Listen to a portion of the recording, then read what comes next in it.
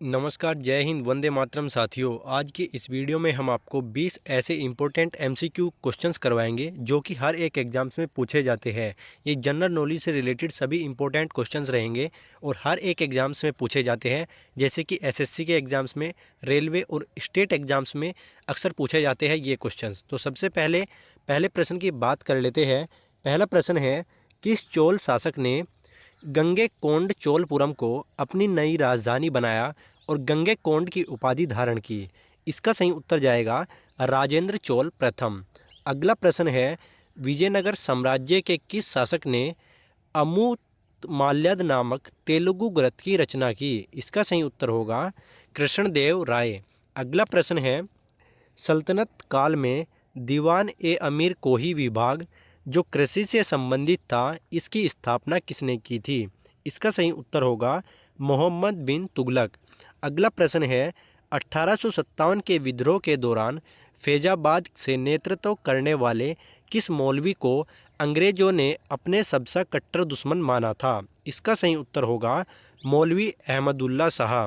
अगले प्रश्न पर चलते हैं, किस अनुच्छेद के तहत राष्ट्रपति को यह शक्ति प्राप्त है कि वह किसी मामले को पुनर्विचार के लिए मंत्रिपरिषद को वापस भेज सकता है?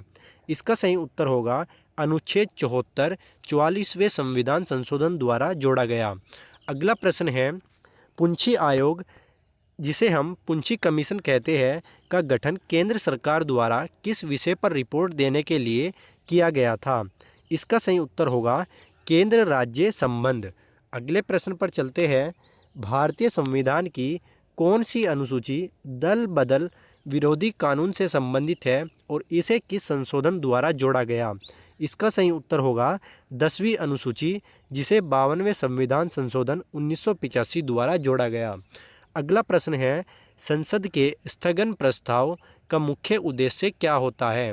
इसका सही उत्तर होगा अविलंबनीय लोक महत्व के निश्चित मुद्दे पर चर्चा करना। अगला प्रश्न है, दक्षिण अमेरिका में पाए जाने वाले शीतोष्ण घास के मैदानों को क्या कहा जाता है? इसका सही उत्तर होगा पंपास। अगला प्रश्न है, कोपेन के जलवायु वर्गीकरण के अनुसार भारत का कोरोमंडल तट किस जलवायु के अंतर्गत आता है? इसका सही उत्तर होगा एस, जिसे हम उष्णकटिबंधीय शुष्क ग्रीष्म ऋतु कहते हैं। अगले प्रश्न पर चलते हैं, भूमध्य रेखा इक्वेटर को 2 बार काटने वाली अफ्रीका की एकमात्र नदी कौन सी है?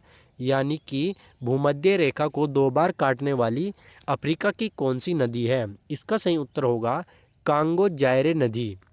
अगला प्रश्न है, जैव विविधता हॉटस्पॉट इंडो बर्मा क्षेत्र में भारत का कौन सा हिस्सा मुख्य रूप से शामिल है? इसका सही उत्तर होगा उत्तर पूर्वी भारत।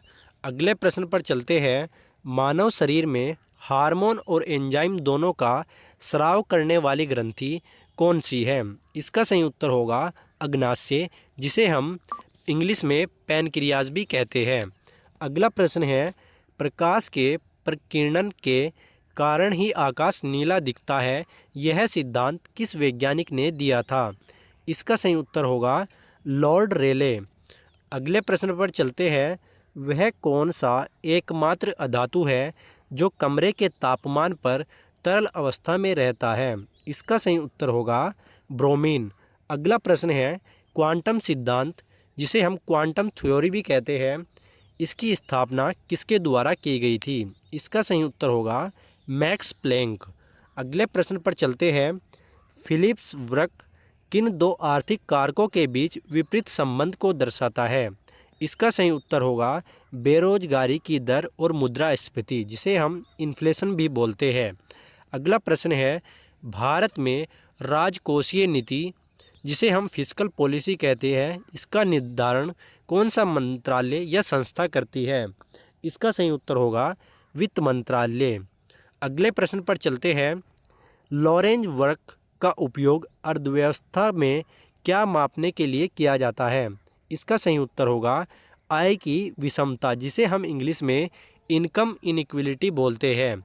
और आज की वीडियो का लास्ट प्रश्न है, ओजोन परत की मोटाई मापने की इकाई क्या है? इसका सही उत्तर होगा डॉब्सन। ये थे 20 जीके के इम्पोर्टेंट एमसीक्यू क्वेश्चंस। वीडियो कैसी लगी कमेंट में ज़रूर बताना। ऐसी ही और इम्पोर्टेंट क्वेश्चंस की वीडियो के लिए आप हमारे चैनल को सब्सक्राइब कर लें। तब तक के लिए धन्यवाद।